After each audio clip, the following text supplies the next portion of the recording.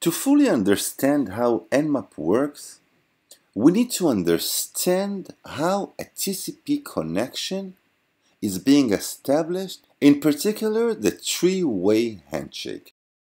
The three-way handshake is our host's way to negotiate other hosts in the internet and start a connection. It happens in the following way.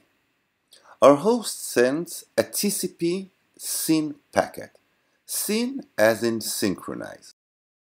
Host B receives the SYN packet and sends back a SYN ACK packet, a synchronized acknowledgement packet. Host A receives the SYN ACK packet and sends back the ACK packet, the acknowledgement packet. Host B receives it and the connection is established.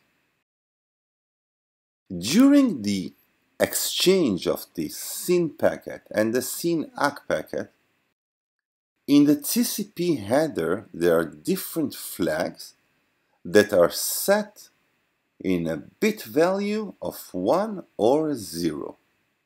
So when a TCP SYN packet is sent, the SYN flag is set to 1. And when the SYN ACK packet is sent, the SYN and the ACK flags are set to 1. And that is one of Nmap's most powerful features.